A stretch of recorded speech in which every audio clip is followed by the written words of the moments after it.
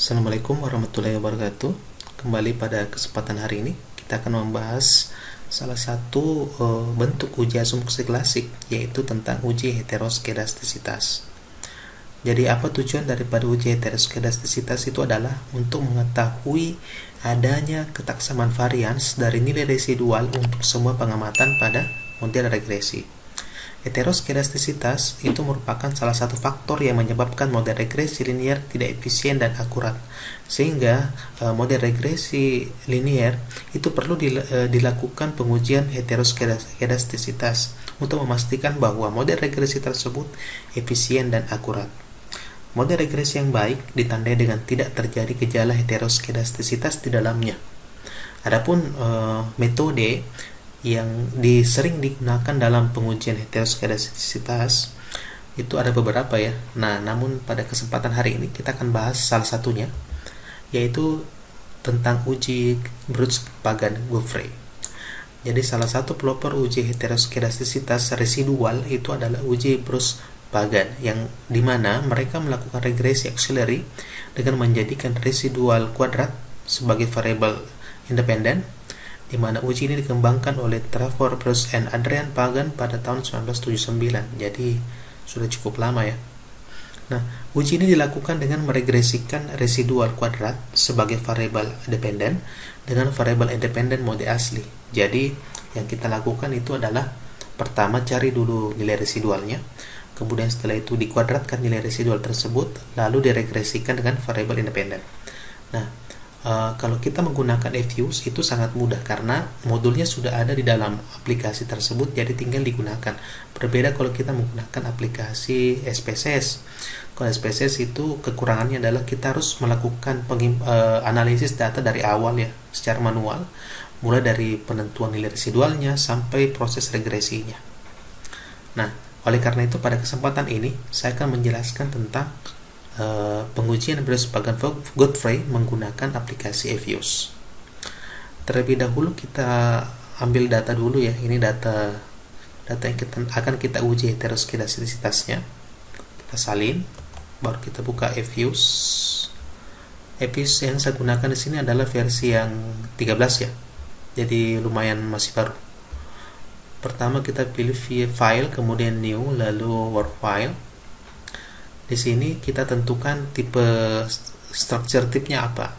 Jadi karena kita menggunakan contoh soal saya tadi itu merupakan data cross section, maka kita gunakan yang pertama. Kalau menggunakan data time series, gunakan yang kedua ini.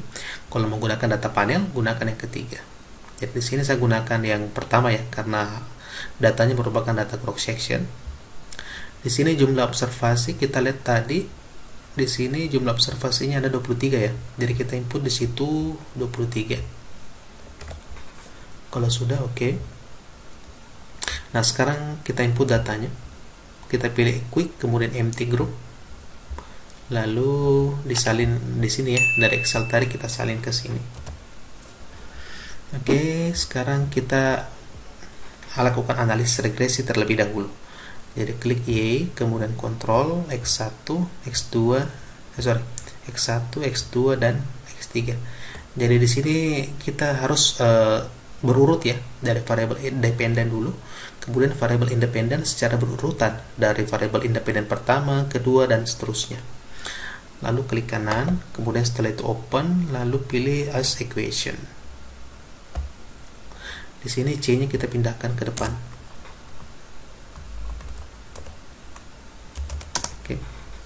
Kalau sudah, klik OK.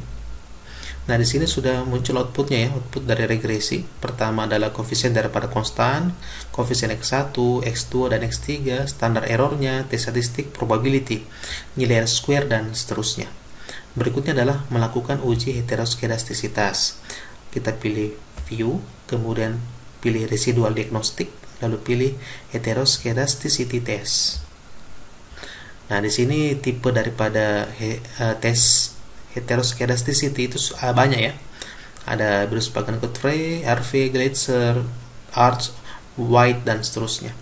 Karena di sini kita melakukan pengujian Brus-Pagan-Goffrey, maka kita klik saja ini, kemudian setelah itu oke. Di sini sudah muncul outputnya ya. Ini outputnya. Nah, sebelum kita lakukan interpretasi, kita lihat dulu pedoman dalam analisis Godfrey ya.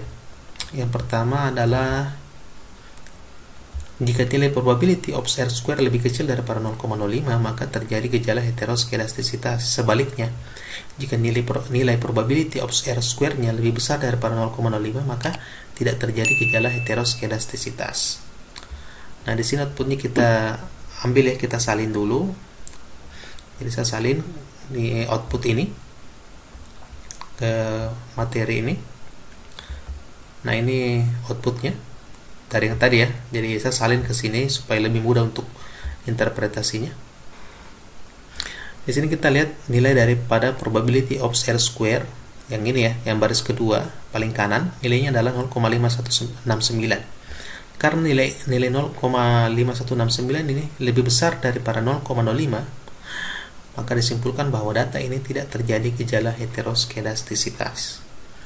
Oke, jika ada pertanyaan silakan sampaikan di kolom komentar. Demikian, terima kasih. Assalamualaikum warahmatullahi wabarakatuh.